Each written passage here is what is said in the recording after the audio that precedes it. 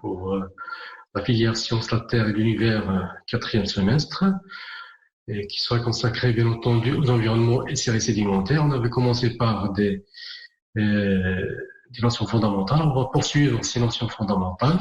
On arrive maintenant à la notion de séquence fondamentale. La séquence fondamentale, c'est une séquence qui revient souvent dans une série sédimentaire, qui se répète.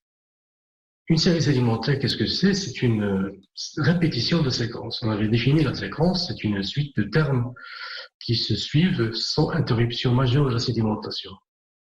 La série sédimentaire, c'est une répétition de ces séquences, c'est une superposition de deux ou plusieurs couches avec rythme et séquence.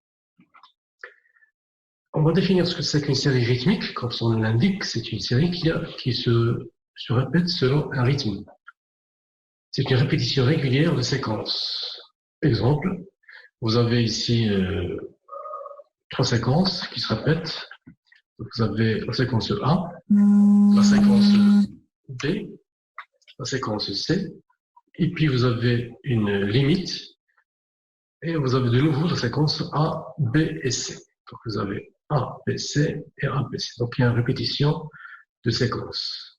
Les rythmes sont caractérisés par une séquence grossière et puissante à la base, surmontée par des séquences plus fines et moins épaisses vers le sommet. C'est-à-dire qu'il y a il y a une strato-décroissance et une grano-décroissance. On va définir ce que c'est qu'une série arythmique. Une série arythmique, c'est une série qui n'est pas idéale, je dirais. Donc il y a une répétition désordonnée et irrégulière des séquences. Par exemple, vous avez A, B, C, D. C'est une répétition de séquences. Puis vous avez une limite. Et vous avez B, C et D. Vous avez A qui manque. C'est le cas le plus fréquent. D'accord. Dans la nature, on n'a pas toujours les mêmes séquences qui se répètent de manière idéale. On va définir ce que c'est qu'une série cyclique, comme son nom l'indique. Donc, il y a un cycle qui se répète. Lorsqu'une séquence positive est suivie d'une séquence négative, donc c'est un cycle, par exemple A, B, C, puis après vous avez B, C, B et A.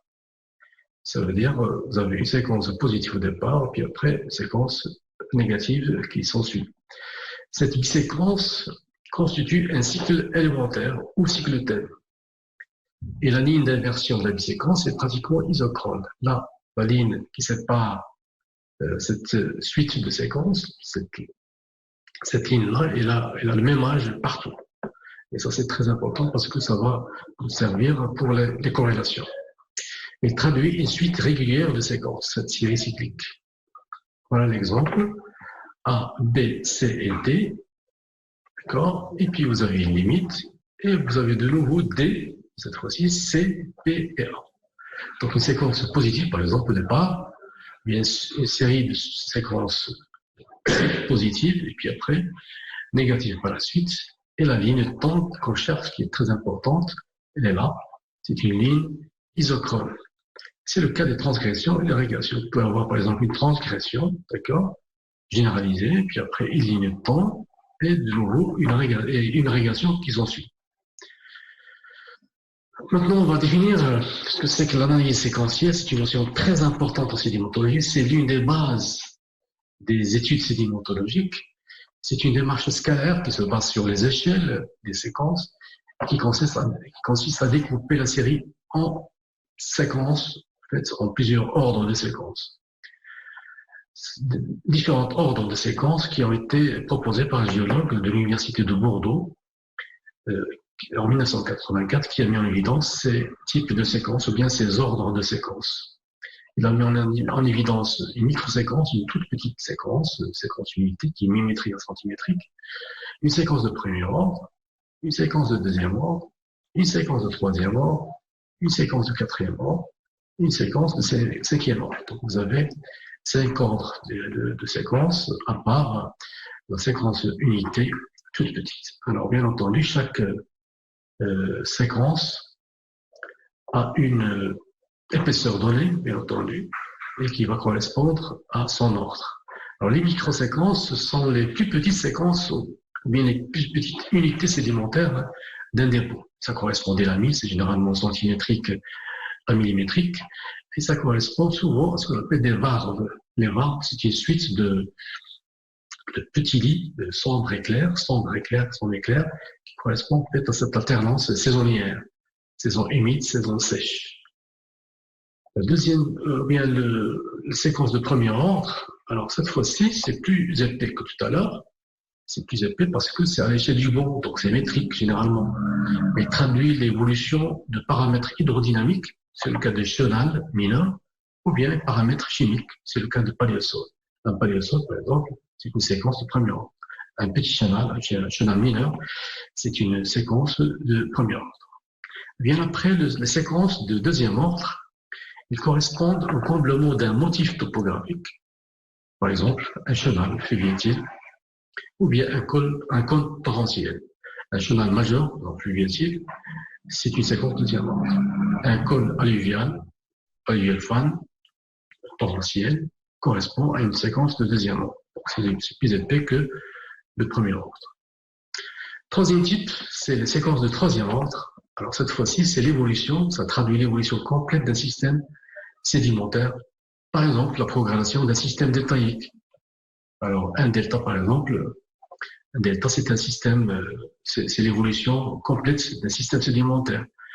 Par définition, un delta, c'est le point de rencontre entre un fleuve et un océan, avec la prédominance de la dynamique deltaïque, ou bien la dynamique fluviatile. Alors, quand le transit sédimentaire se dépose, ça correspond à un système sédimentaire, c'est la séquence de troisième ordre. Bien après la séquence, ou bien les séquences de quatrième ordre. Alors, ce type de séquence, il est régi par des modifications majeures liées à des mouvements tectoniques et ou changement climatique. Lorsque vous avez des mouvements tectoniques, donc ça engendre des failles, des plis, donc vous avez des reliefs qui se forment, et s'ensuit une érosion intense. Alors, cette érosion va induire le dépôt de séquences de quatrième ordre, donc liées à ces mouvements tectoniques. Ou bien des changements climatiques. Lorsque vous avez un changement, par exemple, c'était humide au départ, et puis ça devient aride. Quand ça devient aride, donc il y a peu de végétation, donc il n'y a pas de protection des sédiments, donc de l'érosion. Ce qui fait que l'érosion est intense, donc ça engendre des séquences de quatrième ordre. Vous voyez, donc c'est plus important que séquence de troisième ordre, deltaïque, ou bien séquence de deuxième ordre. Et enfin, vous avez les séquences de cinquième ordre. Voilà, c'est une séquence de grande échelle. C'est à l'échelle des grandes évolutions des bassins sous l'effet de la dynamique sédimentaire et la cinématique des marches. La cinématique, c'est par exemple la séparation des continents, la formation d'océans. L'exemple qu'on utilise souvent au Maroc, c'est l'exemple de l'évolution générale du Permien et du Trias du Haut-Atlas, qui est lié à l'ouverture de l'Atlantique.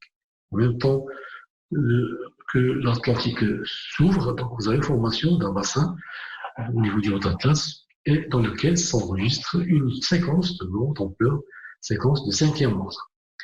Voilà, donc ce sont les notions fondamentales, des notions fondamentales en sédimentologie pour pouvoir reconstituer les milieux et les environnements sédimentaires. On va passer au premier environnement sédimentaire, c'est l'environnement continental en milieu aride. Donc, voici une photo qui montre le domaine aride, comme il est, donc aride, qui est aride, donc c'est sec, c'est très peu de végétation. Vous avez aussi, vous voyez, il y a des dépôts de sable et des dépôts de sédiments grossiers également. On voit que la végétation est vraiment clairsemée et le couvert végétal est très mince. Les sols sont très minces. Dans ce genre d'environnement, donc, il n'y a que les organismes qui sont adaptés à la sécheresse, qui y vivent, et également les organismes animaux et les organismes végétaux qui sont adaptés à la sécheresse. Quels sont les caractères généraux du climat aride?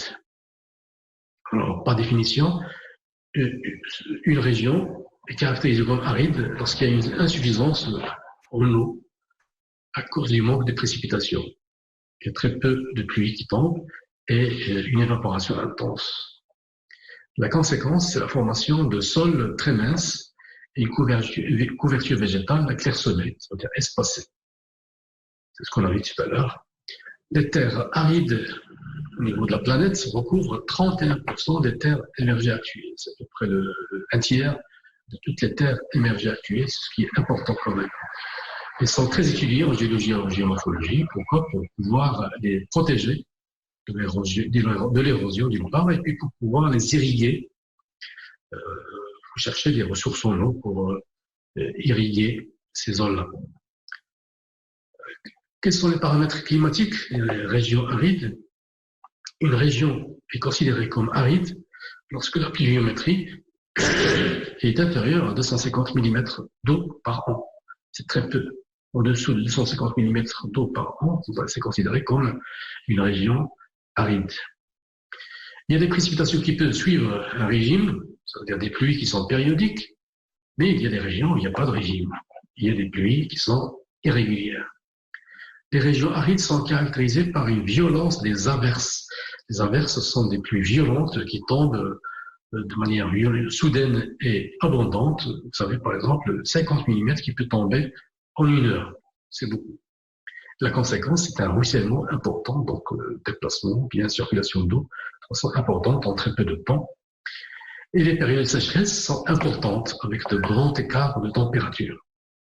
Donc les saisons hivernales, la saison hivernale est très courte, mais les saisons sèches sont très importantes. Les insolations sont fortes, avec une agitation de l'atmosphère. Dans le désert, dans le Sahara, donc il y a une très forte insolation. C'est des coups de soleil très importants, et ça engendre des trompes, ou bien l'agitation de l'atmosphère engendre des trompes. Ce qu'on appelle des trompes, c'est des grands tourbillons. C'est des grands vents donc qui soufflent de manière très violente. Et la conséquence, c'est ce qu'on appelle la déflation. La déflation, c'est-à-dire que les particules fines sont arrachées à cause des vents violents qui sont fréquents. Vous avez ici, par exemple, vous avez un mélange de sédiments, donc des sables, des galets, des limons, et à cause de l'action du vent, vous avez une déflation de sédiments fins par les premiers, puis après, les sédiments sableux vont se déplacer. Et ce qui va rester, c'est les sédiments des galets dans un coin et des sables dans un autre. On va voir maintenant les paramètres biologiques de ces environnements arides. C'est un milieu qui est peu propice au développement d'animaux et de végétaux. Pourquoi? Parce qu'il y a très peu d'eau. Et le peu de plantes qu'on y trouve sont des plantes adaptées à la sécheresse, telles que par exemple les plantes xérophytes. Au Maroc, donc c'est l'exemple de Alpha dans le nord-est marocain. Ce sont des plantes qui sont adaptées à la sécheresse. Et ils sont adaptés à l'adaptation, ou bien ils sont adaptés à une faible utilisation d'eau, ou s'adaptent à attirer l'eau du sol. Ça dépend des plantes. On a parfois aussi des plantes halophytes. Halophytes, donc, ça veut dire que ce sont des plantes qui sont adaptées à un niveau de sel élevé. C'est le cas des salicornes. Et la formation type des régions arides, c'est ce qu'on appelle la steppe. Dans les régions arides, il n'y a jamais de forêt, il y a ce qu'on appelle des steppes. Les steppes, c'est des petits plantes qui sont toutes petites et qui sont surtout clairsemées, qu'on retrouve au milieu aride. Alors, on distingue 3 grands types de régions arides, en fait. On distingue le domaine hyperaride, c'est le Sahara central, par exemple en Afrique. Le domaine aride, c'est le Sahara septentrional, dont le Sahara marocain, où il y a plus de précipitations par rapport au domaine hyperaride. Et puis vous avez le domaine semi-aride.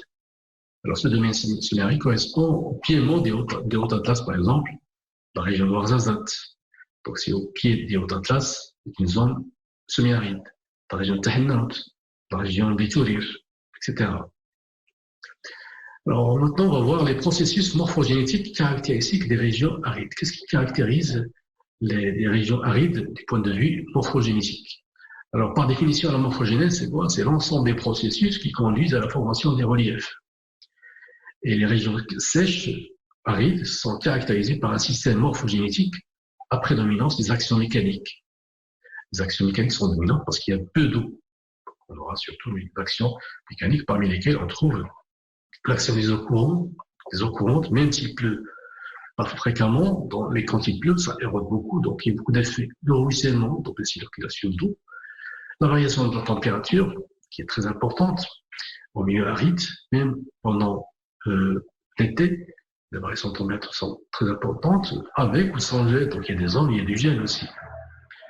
Et les actions du vent, qui est très importante au milieu aride, ces actions mécaniques sont à l'origine de l'élaboration du relief de ces régions arides, telles que les glacis. Donc les glacis, ce sont des dépôts de très faibles pentes, des dunes, des accumulations de sable, les raies qui sont des dépôts de galets, et puis la fragmentation des roches. Les processus d'altération superficielle, donc on commence par les actions mécaniques. La fragmentation, elle est très poussée au milieu aride, car il y a de grandes variations de température. C'est ce qu'on appelle la thermoclastie, ce qui facilite la gélification. Donc il y a un fractionnement des roches, les roches sont fracturées à cause de cette variation de température.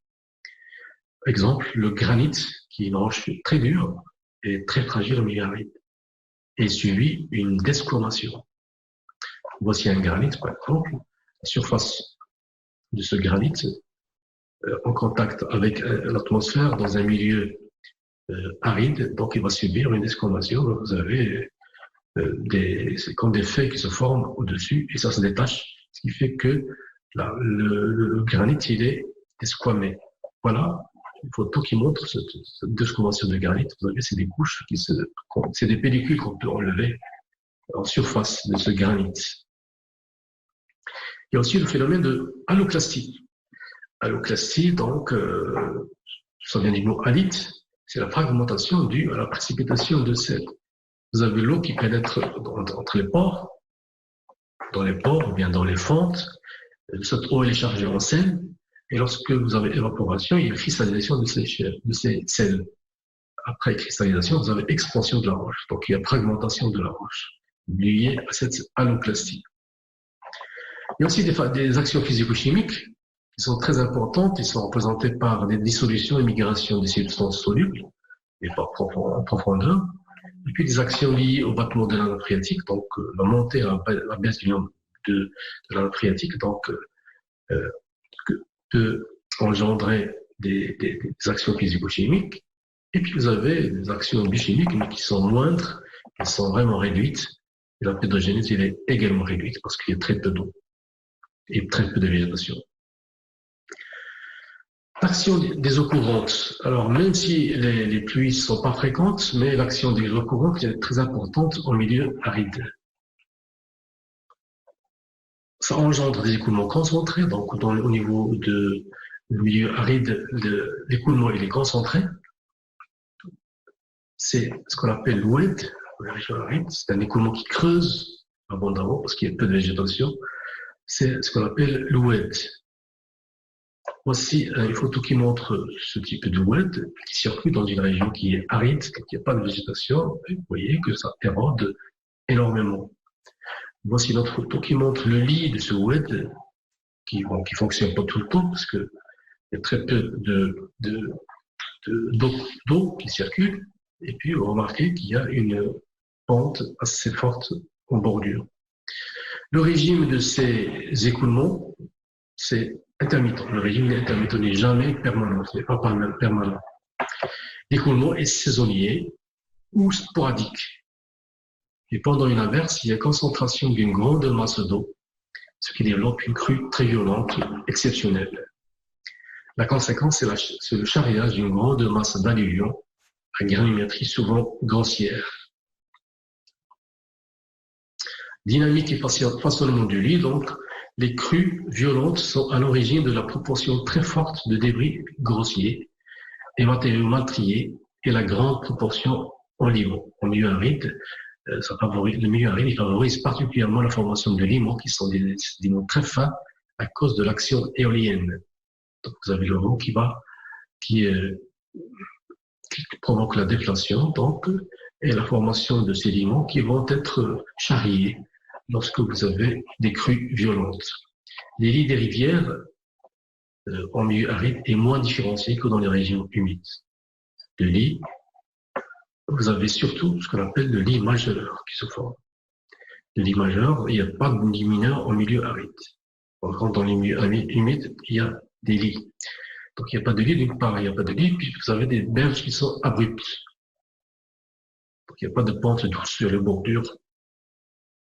Et le lit, ce lit majeur, il est épisodique. Parfois, on a l'impression qu'il n'y a pas de lit. Et en fait, il fonctionne quand il y a des chutes de pluie. Donc, il est épisodique et vous voyez qu'il y a la pente, la berge, qui sont abruptes. Alors, c'est un schéma qui montre ici une coupe, en fait, au niveau de la zone, ou bien la région de Tahnaout, la ville de Tahnaout, qui est au piémont de l'Haut-Atlas. Vous avez l'Haut-Atlas et vous avez la ville ici, en fait, qui est construite sur un cône quaternaire ancien. Alors, la ville de Tahnaout, elle est ici.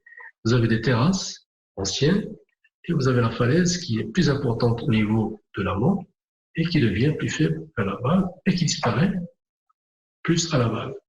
Ça se transforme en un épandage. Donc, vous avez toujours un écoulement qui se fait par ici, d'accord, et l'épandage se déverse à ce niveau-là. Vers l'aval, les berges disparaissent et il y a formation d'épandages alluviaux. Le ruissellement diffus, il est différent du ruissellement concentré, comme tout à l'heure. Les eaux coulent en une multitude de journaux, donc au fond de 1 à 2 mètres de profondeur, par exemple. Ils occupent une grande surface en période de crue et ça donne ce qu'on appelle un écoulement de type sheet flood, c'est des écoulements en nappe. Au passage, on définit ce qu'on appelle des fleuves endoréiques, donc qui se déversent dans une dépression, en opposition aux fleuves exoréiques qui se déversent dans la mer. Alors là, le rôle du vent, qui est très important dans les régions désertiques, et les modalités particulières de l'action du vent. Le vent, par définition, c'est un processus qui est non spécifique non spécifique des régions sèches. On peut le trouver partout. Il peut s'exercer, quelle que soit la température ou quelle que soit la température ou l'humidité de l'air. Il est influencé par la couverture végétale qui freine sa vitesse. Résultat de l'action du vent, c'est l'érosion et le transport éolien. L'érosion et le transport éolien prennent une grande importance dans le cas de sédiments meubles. Des particules très fines, 0,1 à 0,01, transportées par le vent, peuvent éroder les roches qu'elles rencontrent. C'est l'exemple des falaises, les exemples de monuments, tels que le sphinx d'équerre comme exemple. Vous avez ici le sphinx d'équerre qui reçoit donc des sédiments fins qui vont l'éroder. La sédimentation due au vent, c'est-à-dire les dépôts éoliens, peut être très importante. C'est le cas des loess et c'est le cas des dunes. Alors les loess, c'est quoi? C'est des dépôts composés de particules très fines qui sont mises en place par suspension. C'est une poussière impalpable entraînée par des vents très violents. Il peut retomber à une certaine distance des glaciers, des régions arctiques, telles que l'Islande, Groenland, Alaska, etc., dû à la viscosité des glaciers. Et il peut être transporté à sec également au voisinage des déserts, tels que l'Égypte, l'Afghanistan, etc. Il renferme à la fois de l'argile, du sable et du calcaire, ce qui lui doit la fertilité des régions qu'il recouvre. Puis après viennent les dunes. Les dunes, ce sont des édifices à l'échelle du mètre ou de la dizaine du mètre, exceptionnellement de la centaine de mètres.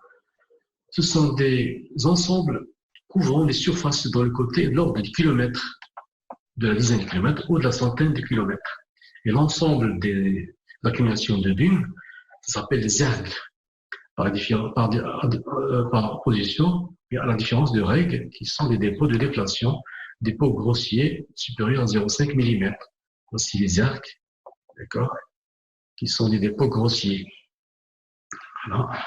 Alors les ergs, donc, c'est le produit de déflation. Après la déflation, vous avez le pavement de désert. Les dunes sont dissymétriques et montrent une stratification grossièrement parallèle à la pente raide de la dune. Voici une structure de la dune avec l'héritage oblique, bien stratification oblique plane, très importante. La pente sous le vent peut atteindre 30 à 35 degrés. On distingue ce qu'on appelle des dunes transversales.